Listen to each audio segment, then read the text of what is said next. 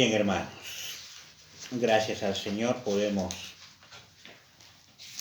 otro día más, ¿no? Estar juntos como pueblo de Dios, como iglesia, con el propósito, ¿no? De escuchar la palabra del Señor. Sí, eso es lo que nos trajo, a eso hemos venido y seguramente nuestros corazones se han preparado, ¿no? Para recibir su palabra y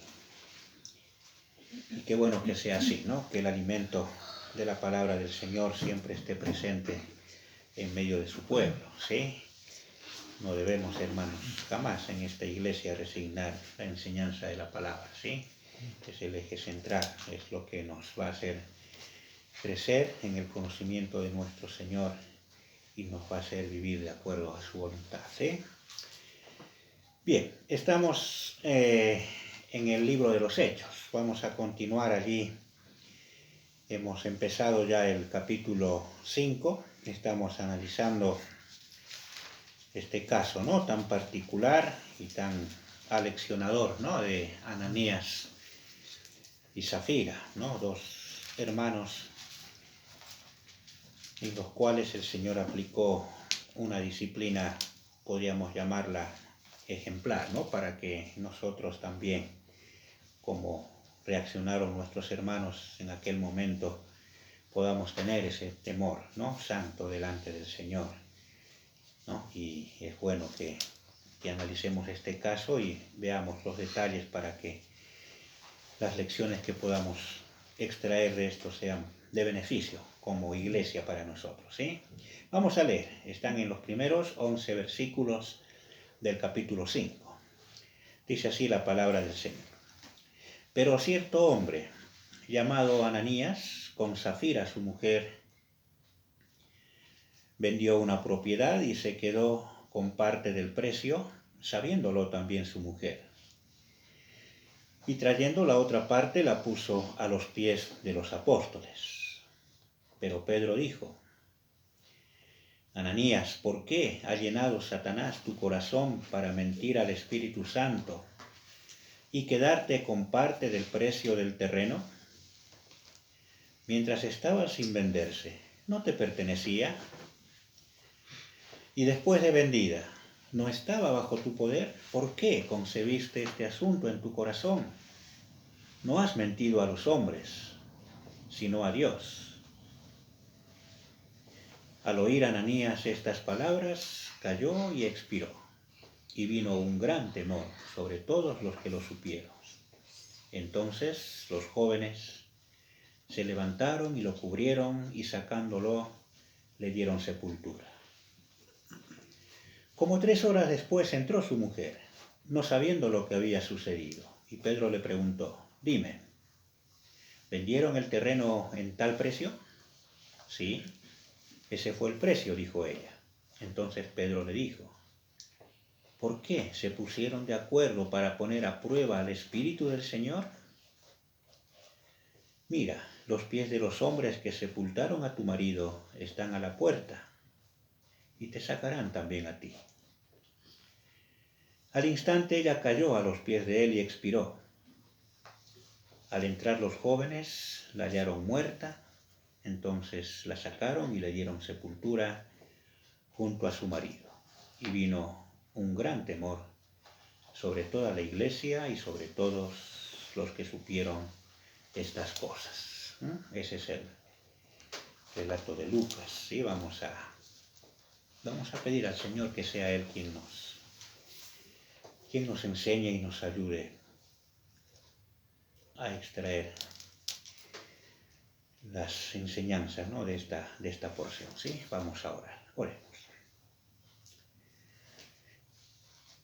Amado Padre, Señor, verdaderamente nos sobrecoge, Señor, el temor al leer este relato. Allí, Señor, en medio de tu pueblo, cuando todavía estaba naciendo y tú estabas bendiciendo, Señor,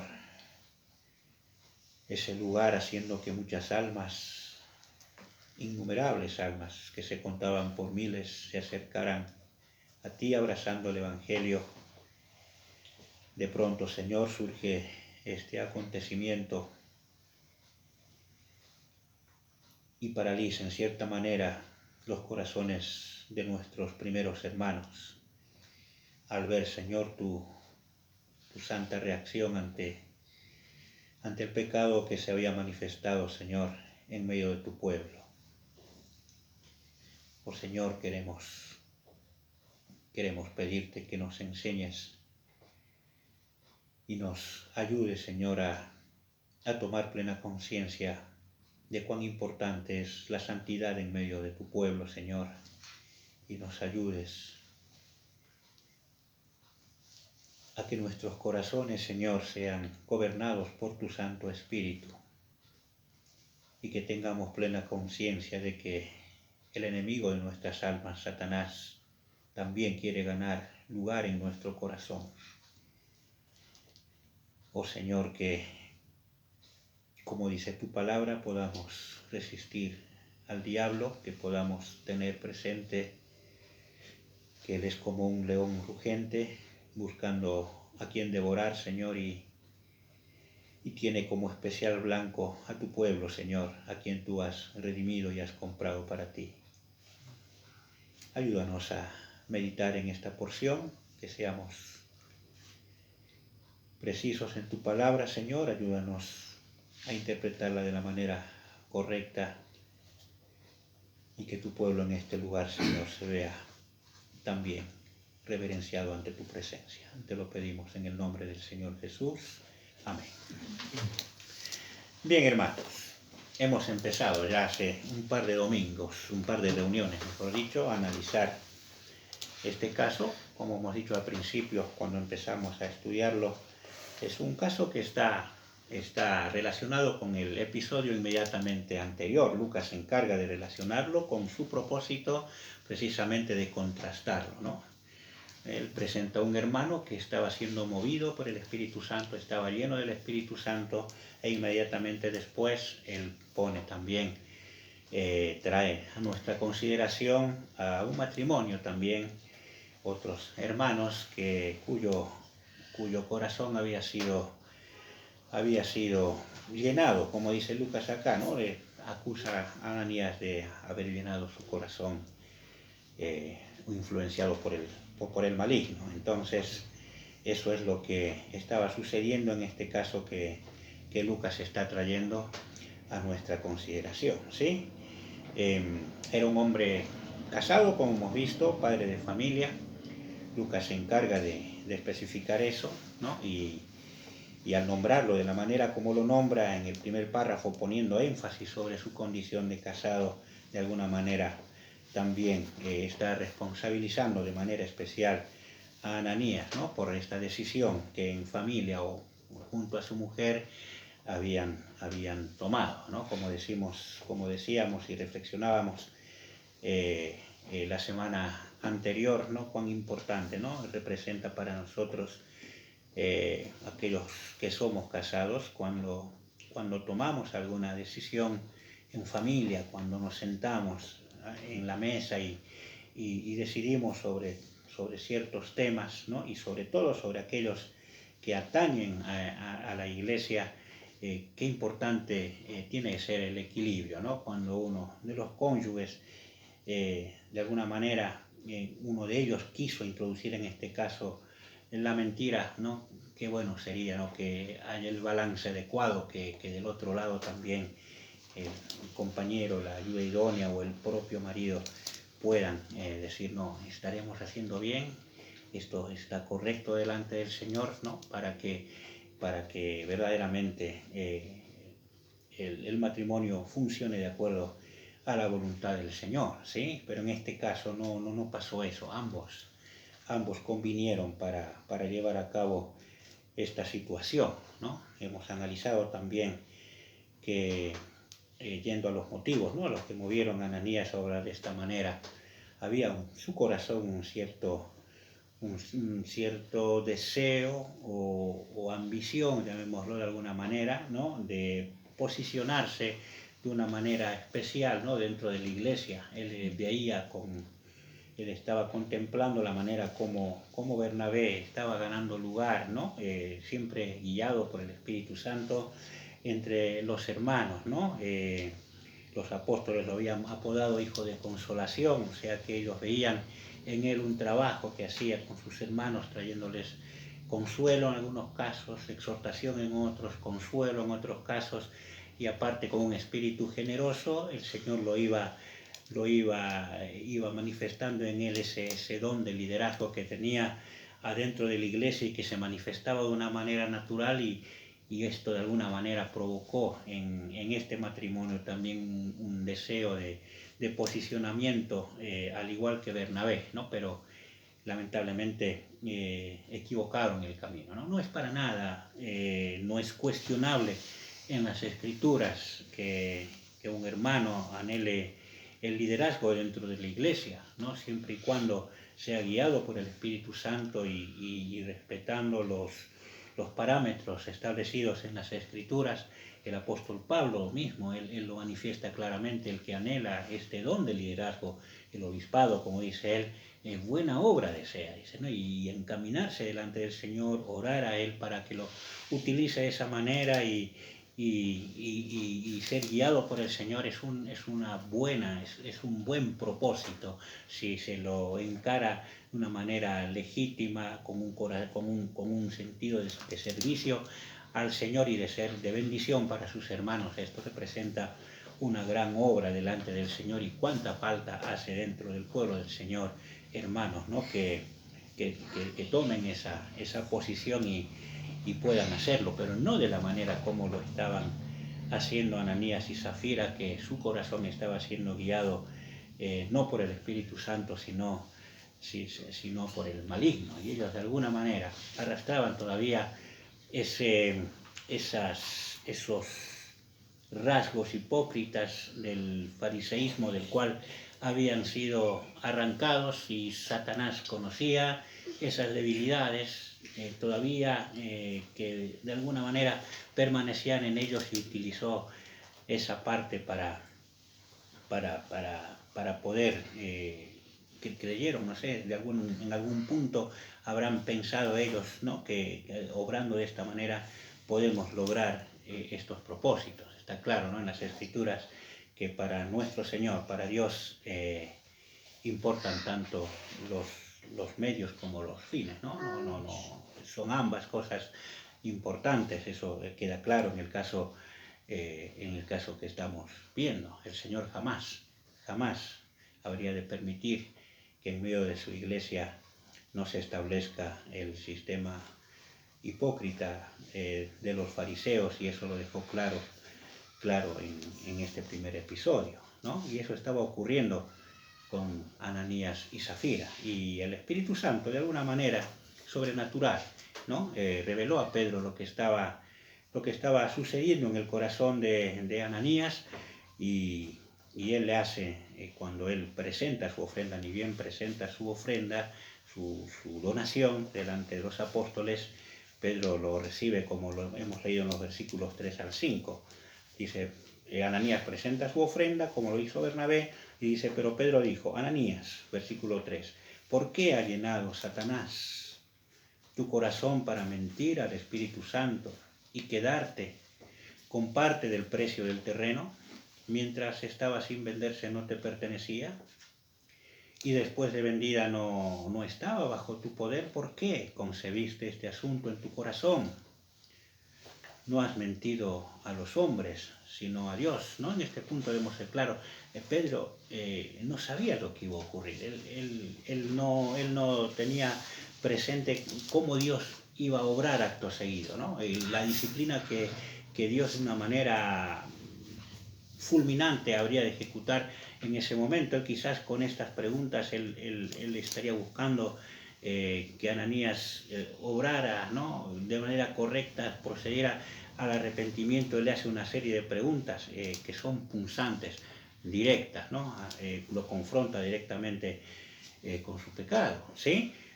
Ananías, luego de depositar a los pies de los apóstoles el dinero, ¿no? Él seguramente, sus oídos estarían prestos para escuchar los elogios de parte de los apóstoles ante ese acto de desprendimiento externo que él estaba teniendo, ¿no? Habría supuesto, ¿no? Ahora sí habrá dicho él, voy a entrar en la consideración de los apóstoles, ¿no? Pero cuán grande habrá sido la sorpresa de Ananías al ver el rostro adusto, no serio, del apóstol Pedro y escuchar estas palabras. Ananías, ¿qué has hecho? ¿Por qué? ¿Por qué ha llenado Satanás tu corazón para mentir al Espíritu Santo, ¿no? De pronto, Ananías estaba entendiendo, como todos nosotros tenemos que entender, hermanos, que dentro de la iglesia nada es oculto para Dios. Él lo sabe absolutamente todo, hasta las más intrincadas y secretas maniobras que nosotros querramos hacer. No podemos ocultarlo delante de Dios. Él lo sabe absolutamente todo, ¿no? Y no podemos nosotros imaginar la expresión en el rostro de Ananías al oír estas palabras, ¿no? A su vez, fíjense, resulta notable cómo Pedro, guiado por el Espíritu Santo, está percibiendo la acción de Satanás atrás de esto, ¿no? Allí en el corazón de Ananías, Pedro se estaba dando cuenta que estaba obrando Satanás. Él sabía lo que estaba sucediendo, no cabe dudas de eso. El Señor se lo había revelado, no sabemos cómo, ¿no? Porque era un acto secreto, íntimo, entre el matrimonio, pero el Señor se lo reveló a Pedro, ¿no? El Espíritu Santo, de alguna manera, se lo reveló. Y el planteo que le hace Ananías a través de estas preguntas directas, ¿no? Punzantes, como dijimos, que le va haciendo, están revelando un hecho pecaminoso que ya se había consumado en el corazón de Ananías, y está dejando a Ananías prácticamente sin excusas, ¿no? Ya lo dejó sin excusas. Lo que para Ananías pretendía ser un secreto, Pedro está sacándolo a la luz. Y lo que para nosotros resulta aún más admirable es que le está mostrando a Ananías, nosotros leyendo, ¿no?, ambos pasajes, ¿no?, teniendo el panorama de ambos pasajes, está mostrándonos Pedro, o el Espíritu Santo a través de Pedro, el contraste, ¿no?, en actos similares. Ambos habían hecho una donación, tanto Bernabé como Ananías, pero cómo obraba cada uno guiado por el Espíritu Santo y el otro bajo la influencia directa de Satanás, ¿no? Por eso la primera pregunta de Pedro, ¿no?, tajante pregunta: ¿por qué ha llenado Satanás tu corazón para mentir al Espíritu Santo y quedarte con parte del precio del terreno, ¿no? Pedro era claro, estaba siendo claro con Ananías, ¿no? A diferencia de Bernabé, cuyos actos correspondían, como dijimos, a la llenura del Espíritu Santo, los de Ananías estaban respondiendo a influencias netamente diabólicas, satánicas. Su corazón había sido llenado por Satanás. Y esto no es para nosotros difícil de percibir, ¿no? Lo que Pedro está diciendo, a nosotros teniendo las Escrituras a manos, se nos hace fácil de percibir.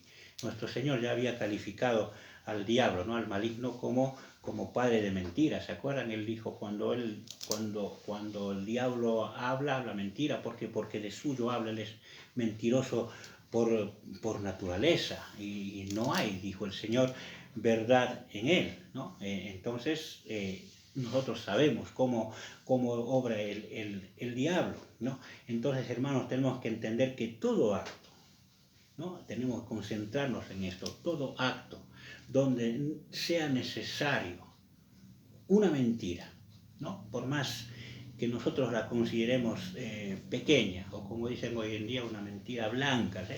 Calificamos a veces de la manera como el mundo lo califica, pero donde haga falta introducir una mentira, no nos tiene, hermanos, que caber la menor duda que detrás de ese acto no está la influencia del Espíritu Santo, sino está la influencia satánica, donde nosotros, hermanos, tengamos que poner una mentira, donde no sea necesario poner algo que no sea verdadero, ahí atrás tenemos que pensar, está el diablo, porque él es mentiroso, él nos va a influir hacia ello. Esto siempre fue así, desde el principio, desde la creación inclusive, ¿no? El diablo atacó a Eva ya con mentiras, ya con una mentira desestabilizó su relación con Dios, o siempre utiliza la mentira. Entonces debemos tener presente eso. Allí donde haga falta una mentira, debemos pensar esto. Atrás de esto, sin duda, está Satanás, está el diablo, ¿no? Eso es lo que Pedro está resaltando con esta pregunta, ¿no? También debemos tener presente que, como dijimos cuando empezamos con las consideraciones de esta porción, que para nosotros esto también representa que verdaderamente podemos darnos cuenta que Ananías era salvo, ¿no? Porque el énfasis que está poniendo Pedro en su pregunta, al hacerlo sobre Ananías y la manera como él lo está haciendo, nos da a entender que Ananías tenía la capacidad y tenía la responsabilidad delante de Dios el de ser lleno del Espíritu Santo. Él tenía, ¿no? Nosotros como cristianos, hermanos, no debemos pensar, no debemos suponer que por el hecho de haber nacido de nuevo, de haber sido regenerados, automáticamente ya el Espíritu Santo, al venir a morar de manera permanente en nosotros, no debemos suponer que ya eso significa la llenura del Espíritu Santo. No, ¿no? Reiteradas veces las Escrituras nos amonestan a ser llenos del Espíritu, otras veces nos amonestan a no contristar al Espíritu, ¿verdad? Y otras a dar lugar al Espíritu. Eso como cristianos es nuestra responsabilidad delante del Señor, y Pedro llama acá la atención a Ananías, le recrimina el hecho de él haber dado lugar, que en lugar de ser lleno del Espíritu Santo su corazón le haya dado lugar al diablo. Él tenía la capacidad, al haber sido redimido y salvado delante de Dios, él tenía la responsabilidad de ser lleno del Espíritu, pero Ananías cedió a la tentación, ¿no? Él permitió que su ambición, sus ansias por un posicionamiento entre los hermanos lo vencieran, y allí encontró el maligno el hueco donde filtrarse y finalmente llenó su corazón, ¿no? Y si bien es cierto, Satanás influyó fuertemente sobre él, eso es verdad, ¿no? Y lo hace aparte de una manera astuta, la decisión final de ceder ante estos ataques del maligno fue absolutamente de Ananías. Pedro lo está haciendo responsable a él, ¿sí? Pero la gravedad de la mentira de Ananías, lo dice el apóstol Pablo, que no era una mentira hecha a los apóstoles ni a los mismos hermanos, sino contra el Espíritu Santo, ¿sí? Eso se lo dice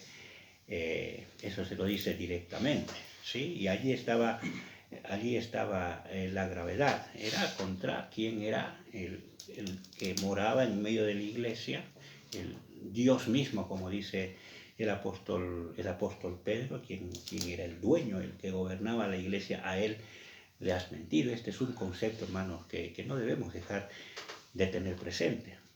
Pensemos lo siguiente: todo pecado es contra Dios, ¿no? Por el solo hecho de ser pecado, cualquier pecado que cometemos es contra Dios, pero la dimensión de un pecado que se comete, ¿cómo decirlo?, en el seno de la iglesia y que afecta de manera directa, está afectando a la iglesia, como era esta mentira de Ananías, Dios lo hace aún más personal, ¿sí?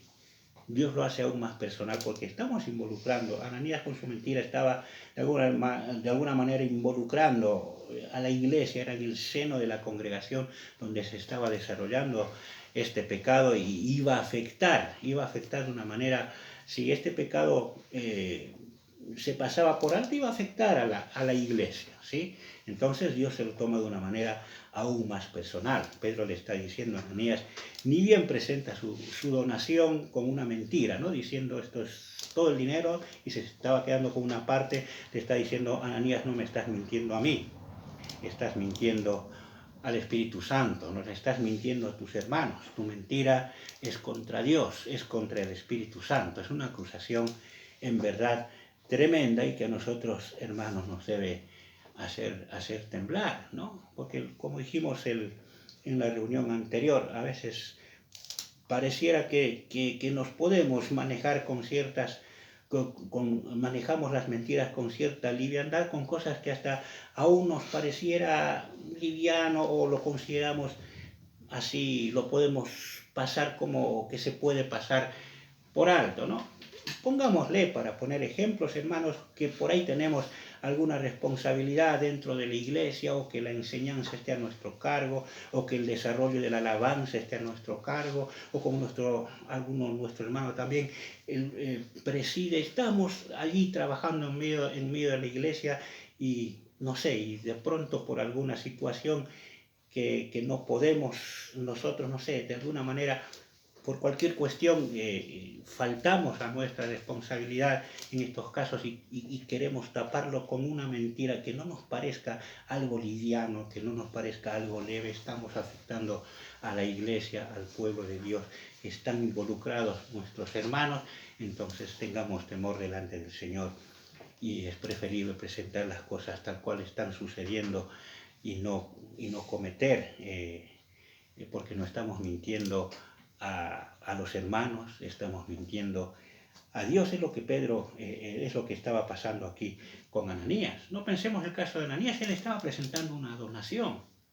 En un sentido humano se estaba desprendiendo de una propiedad y estaba poniendo a disposición de los apóstoles una cantidad de dinero, ¿sí? Cualquiera hoy en día, ¿no? Cualquier persona o cualquier, o si se lo podía tomar con vianda, bueno, se lo podía dejar pasar por alto. Igual este dinero va a ser utilizado para los hermanos, pero no, había que llamar la atención porque era una mentira, estaba Satanás detrás de eso y no se podía pasar por alto esta situación. Así lo consideró Pedro, guiado por el Espíritu Santo. Pero hay otro pecado también que Pedro endilga a Ananías y también no podemos dejar de considerarlo, ¿no? Luego de señalarle la mentira, él va a continuar, Pedro va a continuar preguntándole, después de decirle, ¿verdad?, ¿por qué concebiste esto en tu corazón? Y quedarte con parte del precio del terreno, le dice.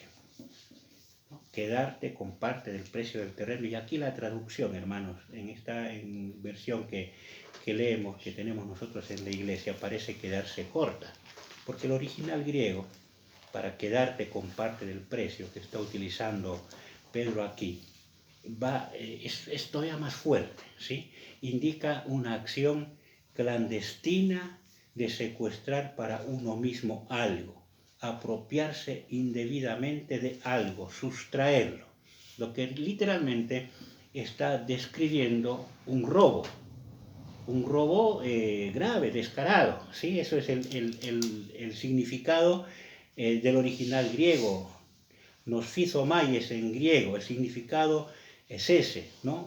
Apropiarse indebidamente, secuestrar de manera clandestina algo para uno mismo. Esto es un robo, lo que estaba cometiendo Ananías. Ahora bien, si nosotros lo vemos a la luz de lo que Pedro lo dice después, medio como que no nos pareciera que fuera un robo, ¿no?, leyéndolo superficialmente, porque Pedro le dice en el versículo siguiente, en el 4, mientras estaba sin venderse, no te pertenecía, le dice, era tu terreno, Ananías, si tú no lo vendías estaba todo bien, y después de vendida tú tenías la plata, estaba en tu poder el dinero, no estaba bajo tu poder, le dice, era tu dinero, era tu propiedad y era tu plata, ¿no?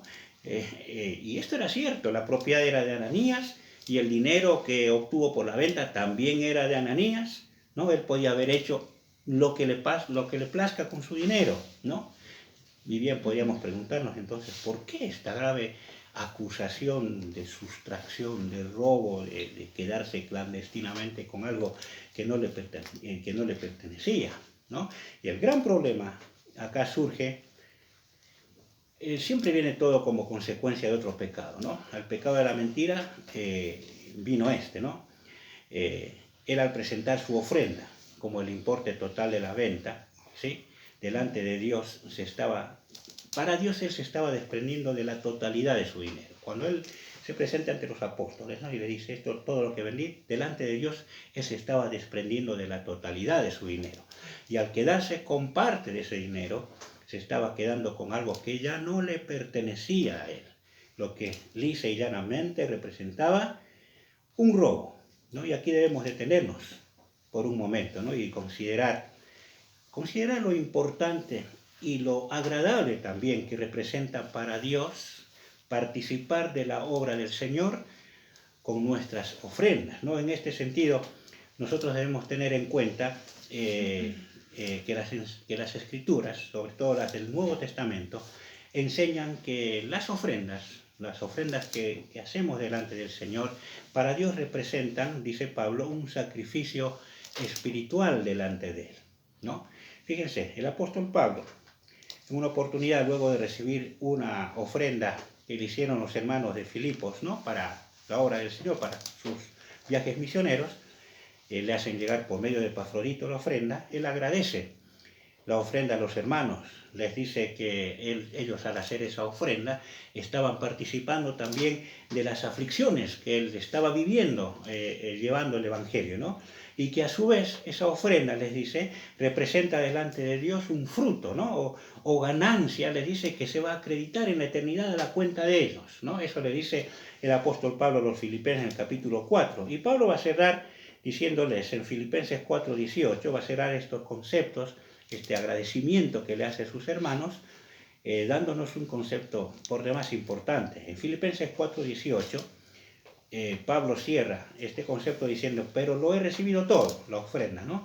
Y tengo abundancia, gracias hermanos, ustedes han sido muy generosos, lo he recibido todo, tengo abundancia, estoy bien abastecido, habiendo recibido de Epafrodito lo que me han enviado, le dice Pablo. ¿Qué le han enviado? Después califica la ofrenda, ¿no? Fragante aroma, sacrificio aceptable, agradable a Dios.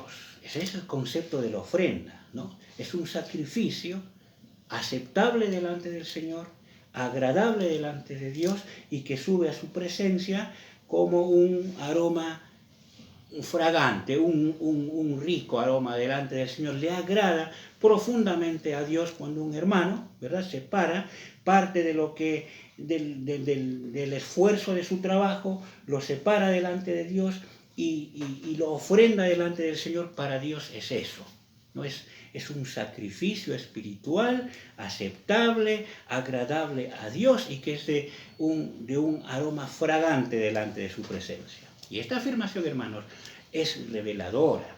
Toda ofrenda, hermano, no importa el monto, fuese cual fuese el monto, ¿no?, separada para el Señor, preparada delante de Dios, ¿no?, donada para el desarrollo de su obra, representa delante de Dios un sacrificio espiritual que sube hacia su misma presencia como un perfume de grato olor, está diciendo el apóstol Pablo, y que en verdad agrada a Dios, ¿no? Por lo cual, y tal como todo sacrificio lo requiere, el mismo debe ser hecho en absoluta santidad y transparencia delante del Señor. Y ahí estaba el gran pecado de Ananías. Ananías había presentado su ofrenda a Dios con un corazón completamente poseído por Satanás. Ananías había profanado su ofrenda al introducir dentro de su ofrenda el concepto personalista, ¿no?, de la ambición, ¿sí? Entonces su ofrenda ya no era pura delante del Señor, ya no estaba en santidad, y en su afán de querer lograr un reconocimiento similar al de Bernabé, miente a Dios con el solo fin de beneficiarse a sí mismo, ¿no? Él miente el importe de la venta, y al mentir de esa manera, lo que estaba haciendo sencillamente era robar a Dios, tomando para sí algo que no le pertenecía, algo que Dios consideraba sagrado, porque toda ofrenda delante de Dios, hermano, es sagrado para Él. Es un sacrificio. Los sacrificios que se realizaban en la antigüedad, si nosotros vemos los calificativos que Dios le da a los sacrificios, son verdaderamente sagrados y se los debe hacer de la manera adecuada, como corresponde a todo sacrificio, ¿sí? Separar algo para el Señor, esto, Señor, es para ti, ¿no? Y darlo a la iglesia, hacerlo con un corazón incluso agradecido por permitirnos el Señor participar en su obra con nuestro esfuerzo. Eso para Dios representa algo sagrado y debe ser hecho en transparencia, pureza y santidad delante del Señor. Y eso no estaba en el corazón de Ananías, ¿no? En tiempos antiguos, Dios ya había dejado en claro lo grave que representa robarle a él, ¿no? Es un pasaje conocido del profeta Malaquías que dice lo siguiente, fíjense en Malaquías capítulo 8, hablando precisamente de lo grave que es robarle a Dios con respecto a las ofrendas. Dice, ¿robará el hombre a Dios? Es Dios mismo quien habla por medio del profeta Malaquías. Pues ustedes me están robando, dice Dios. Pero dicen, ¿no? O sea, argumentan, ¿en qué te hemos robado? ¿No? El pueblo se había apartado completamente de lo que Dios había establecido como norma, como ley en su pueblo, ¿no? Y Dios dice, en los diezmos y en las ofrendas. Y después agrega palabras que son duras, con maldición están malditos. Con maldición están malditos, porque ustedes, la nación entera, me están robando, ¿no? Luego siguen las consideraciones, pero el concepto que queremos rescatar es esto, ¿no? La sustracción, cómo representa delante de Dios, cuando bueno, se le roba en este sentido, ¿no? El concepto es claro, ¿no?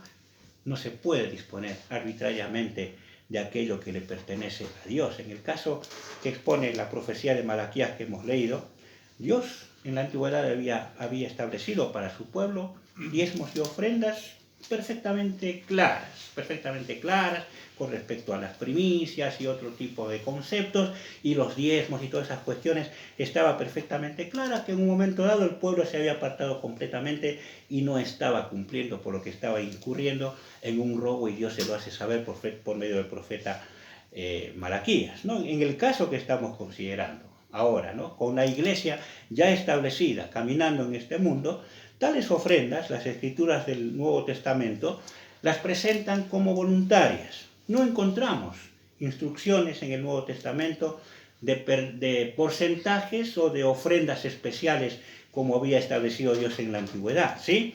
Este concepto es claramente reflejado con lo que está sucediendo en la iglesia primitiva. Los apóstoles en ningún momento establecieron para los hermanos ni diezmos ni ofrendas especiales, ¿no? Cada uno traía voluntariamente, ese es el concepto, ¿sí? Y también en las cartas apostólicas no está esta enseñanza como está en el Antiguo Testamento con respecto a porcentajes y ofrendas especiales, ¿no? En cierta oportunidad, fíjense, y con el fin de mantener un orden en este sentido, el apóstol Pablo instruye a los hermanos de Corinto y lo hace también con palabras claras. Fíjense, es un pasaje que a veces suelo citar en la Cena del Señor, ¿no? En 1 Corintios capítulo 16, Pablo dice en los 2 primeros versículos, ahora bien, dice, en cuanto a la ofrenda para los santos, hagan ustedes también como instruí a las iglesias de Galacia. O sea que ya viene Pablo dejando estas instrucciones en distintas iglesias locales, ¿no? Que el primer día de la semana, dice Pablo, cada uno de ustedes aparte y guarde según haya prosperado, para que cuando yo vaya no se recojan entonces ofrendas, ¿no? O sea, son expresiones que tienen que ver más con ofrendas de acuerdo a cómo los hermanos van prosperando, tienen que ver con ofrendas voluntarias. Esto se puede percibir claramente, ¿no? Hay ausencia acá de porcentajes, hay ausencia de ponerle, ¿no?, algún tipo de ofrendas especiales a los hermanos. Pablo está hablando de las ofrendas como un importe que se aparta especialmente por cada hermano según el Señor lo haya bendecido en su trabajo, ¿sí? Y esto Pablo lo presenta como instrucción, ¿no? Como instruir, le dice Pablo a las iglesias en Galacia, ¿no? O sea que esto también forma parte de las instrucciones para la iglesia. Lo que sí es absolutamente claro, ¿no?, tanto en el Antiguo como en el Nuevo Testamento, cuando una ofrenda, ya sea voluntaria, como en el caso que estamos viendo de Ananías, ¿no?, como impuesta por Dios, como en el caso que se expone en Malaquías, la misma, una vez ya apartada para ese fin, conceptualmente ya le pertenece a Dios, ¿no? Si yo separo, el Señor me bendijo esta semana, Señor, voy a separar esto, ya lo separé, ya le pertenece a Dios, ¿no? Sea cual fuere el monto. Acá no se habla de monto. Y debe ser presentado, como dijimos, con un corazón agradecido, ¿no? Teniendo el concepto que estamos haciéndolo como una ofrenda espiritual a Dios. Y por lo tanto debemos hacerlo con un corazón puro, ¿sí? Con el sincero deseo de que el Señor utilice eso que estoy presentando como ofrenda, ¿verdad? En el caso del Nuevo Testamento y en el caso puntual de cómo lo presenta Pablo para la expansión del Evangelio, ¿no? Para las necesidades de los santos, como también le dice a Timoteo, ¿no? Para ayudar a las viudas, como también instruye el apóstol Pablo. Hay ciertas formas con las cuales destinar la ofrenda, pero eso ya lo dispone el Señor de esa manera y ya no nos pertenece. Ya no le pertenece, cuando Ananías dijo la totalidad de la venta lo voy a donar, para el Señor era la totalidad de la venta.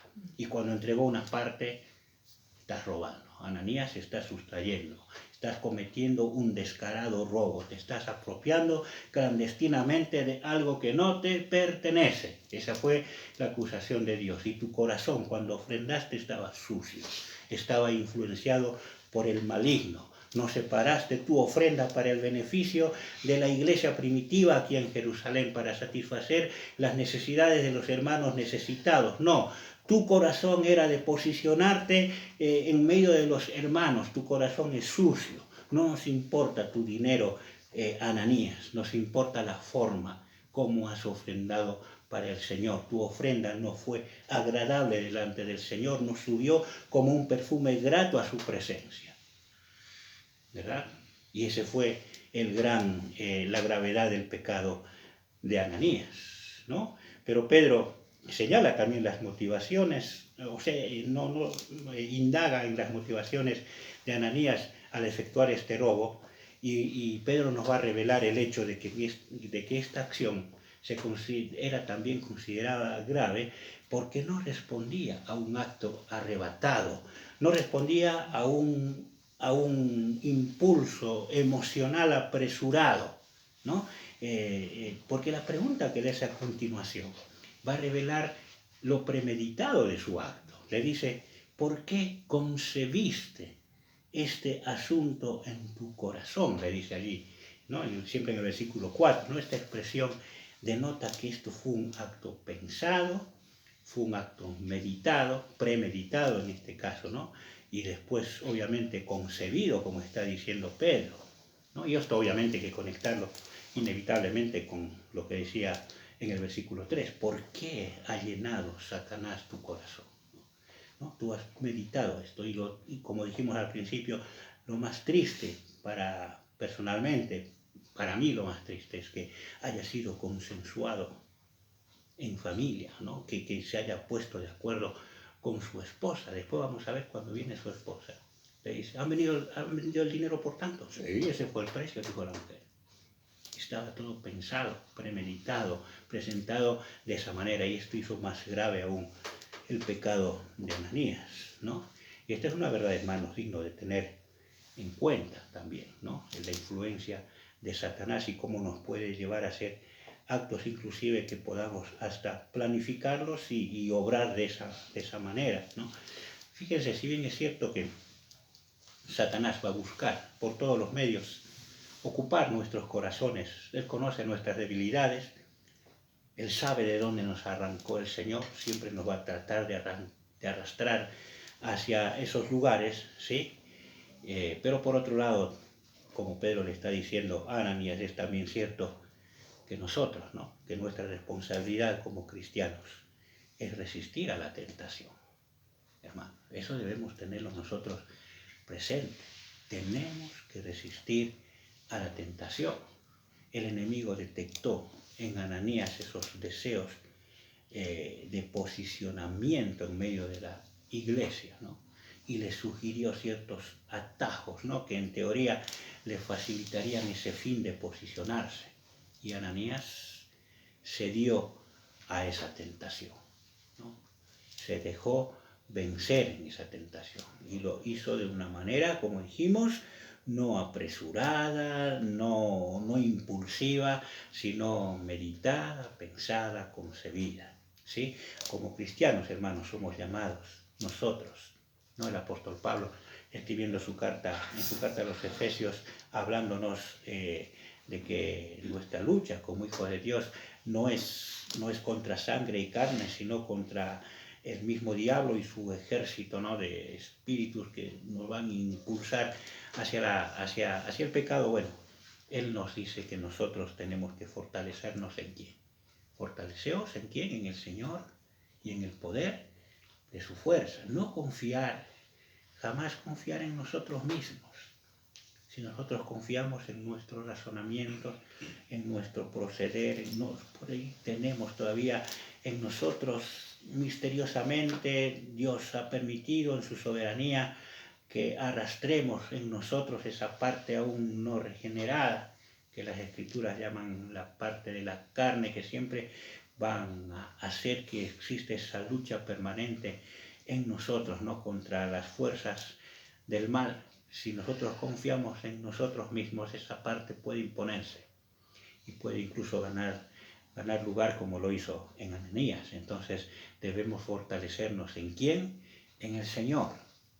Y como dice Pablo, en el poder de su fuerza. La fuerza está en Él, no en nosotros, no en nuestro poder, no en nosotros mismos, sino en el Señor. Y revestirnos, como dice Pablo, con esa armadura de Dios para poder resistir, dice Pablo, los ataques del enemigo, ¿no?, los ataques del maligno, ¿no? Porque después dice Pablo, siempre en esta porción a los Efesios, que va a haber días malos, ¿no? Va a haber días malos en los cuales el maligno va a querer ganar lugar, ¿no? Y nos pasa, hermanos.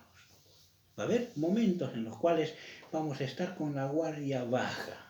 Va a haber momentos en los cuales vamos a ser un blanco accesible para el diablo, ¿no? Por distintas situaciones que estemos pasando, va a haber un día malo, como dice el apóstol. Y en el día malo, dice, ustedes tienen que estar más firmes todavía. Y resistan en el día malo, dice el apóstol. Y esa es la batalla a la que somos llamados constantemente los hijos de Dios, los cristianos, ¿sí? No olvidemos, nosotros no debemos jamás como podemos decir, de tener en poco el poder del enemigo. Él es astuto, como dice Pedro, también en una de sus cartas, creo que es la primera carta. Él está como un león rugente, es la figura que él pone alrededor nuestro, dice, alrededor siempre del cristiano, está allí, ¿no?, buscando hacernos caer en la tentación. Él va a estar allí, al acecho, ¿sí?, viendo cuándo es factible atacarnos, cuándo es factible que caigamos en el pecado, que ofendamos a Dios con nuestros actos. Él va a estar allí y va a poner la estocada en esos momentos, en el momento justo, ¿no? Por eso el apóstol Pedro nos llama, ¿no?, a ser sobrios, a estar atentos, porque el diablo, dice Pedro, como león rugente, está al acecho, buscando permanentemente a quién devorar. Su objetivo es la iglesia, somos nosotros, los redimidos. El al incrédulo ya lo tiene en su mano, son títeres en manos del maligno, los tiene con ellos. Nosotros hemos sido arrancados del reino del mal, ¿no?, de la potestad de las tinieblas. Hemos sido arrancados y hemos sido colocados bajo la potestad del reino del Hijo de Dios, ¿no? Y somos el blanco, y Él va a buscar hacernos caer permanentemente. Es su trabajo y Él no descansa, Él está permanentemente al acecho y nosotros debemos estar atentos, ¿no? Debemos estar atentos porque sin duda Él va a querer lograr su objetivo. Y no olvidemos esto, su objetivo es devorarnos, no es hacernos trastabillar, no, Él quiere destruirnos, Él quiere consumirnos. Entonces nos va a atacar con todo, ¿no? Eso lo logró en este primer ejemplo que estamos viendo En el caso de este matrimonio de Ananías y Zafira se había establecido de tal manera en el corazón de ellos que los llevó a cometer este pecado delante de Dios. Y a nosotros nos enseña, hermanos, cuán importantes son esos actos que para nosotros pueden parecer incluso menores, pero no, tengamos presente esto.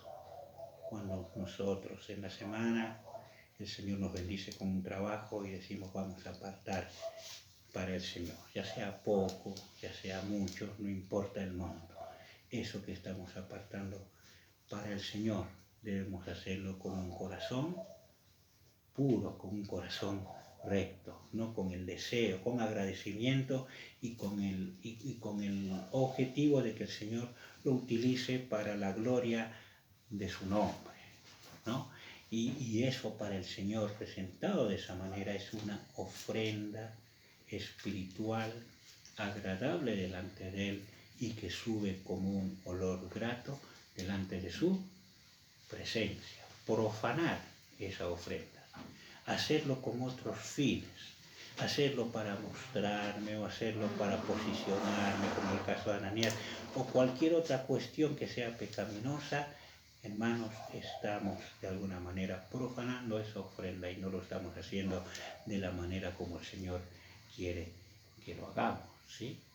Esta también es una enseñanza que nosotros debemos tener presente y cuán importante es delante del Señor que nosotros también podamos participar en la obra del Señor como lo hacían los hermanos en Filipos o cuantos otros hermanos del testimonio del apóstol Pablo, incluso de lugares donde eran pobres. Me acuerdo de los hermanos de Acaya, que Pablo les tiene que decir, ¿no?, que eran profundamente pobres. Les dice Pablo, nos cuenta Pablo que eran profundamente pobres y cuenta en su carta a los Corintios que cuando llegó a aquel lugar ellos les tenían como separado una ofrenda y Pablo como que quiere resistirse a recibir esa ofrenda porque realmente, imagínense esta expresión de Pablo, eran profundamente pobres, o sea, eran hermanos que por ahí, por la situación que estaban pasando, ya sea del lugar donde estaban, económica, no sé, con cosas que eran caras de comprar, sin embargo habían separado una ofrenda para el apóstol Pablo, pero cuando Pablo dice, no, por favor, ustedes, como diciéndole, ustedes no hace falta que ofrenden, ¿qué le decían los hermanos? Los hermanos le decían que por favor les permitan el privilegio de participar de la obra del Señor con sus ofrendas. Ese es el espíritu con el que el Señor quiere que nosotros le ofrendemos, ¿sí? Con un espíritu recto delante de Él y con el propósito de que su nombre sea glorificado, que el Evangelio sea predicado, que los hermanos sean sostenidos, que las viudas sean sostenidas y que el pueblo de Dios se vea beneficiado como se estaba viendo beneficiado en la iglesia primitiva con las ofrendas de los hermanos. Pero no olvidemos esto, la lupa del Señor siempre va a estar presente sobre nuestros corazones, de cómo lo estamos haciendo. Para Él no lo pasa por alto, lo dejó claro, Él no lo pasa por alto. Quiere el Señor que este temor que sintieron nuestros hermanos, después en el transcurso de este episodio lo podemos notar, pueda también ser para nosotros de gran advertencia de cómo obramos en medio del pueblo del Señor, ¿sí? Vamos a dejarlo ahí por hoy, vamos a orar y que el Señor aplique esta enseñanza de acuerdo a cómo lo necesitamos en nuestros corazones, ¿sí? Oremos. Amado Padre, Señor,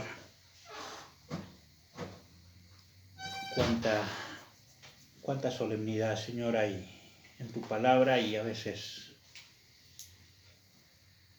Señor, como nos cuesta, Señor, transmitirla en el caso personal para que llegue de una manera tan vívida a los hermanos, Señor, para que podamos entender lo importante, lo sublime, Señor, que para ti representa el pueblo, Señor, que has adquirido con tu sangre, aquello que has comprado para ti, separado desde antes de la fundación del mundo, y que por gracia y misericordiosamente nos has colocado, Señor, allí, oh Señor, que podamos, cada uno de nosotros, de los que estamos aquí presentes,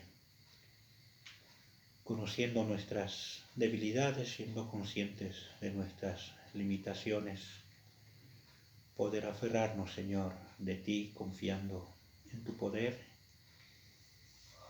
amparándonos en ti, Señor, refugiándonos en ti de los ataques del maligno, y obrar siempre con temor y temblor delante de tu presencia. Gracias te damos por tu palabra, Señor, que es rica en enseñanza, que nos revela, Señor, quién eres, nos muestra tu carácter, cómo reacciona, Señor, ante pecados que te ofenden sobremanera, como el caso que estamos viendo, Señor, para nuestro ejemplo, para nuestra consideración, para concientizarnos, Señor, de lo santo y sublime que eres, Señor. Oh Señor, ayúdanos a ser libres delante de ti en la libertad con la que Cristo nos otorgó, Señor, y movernos en medio de tu pueblo con espíritus rectos, corazones puros, Señor, transparentes,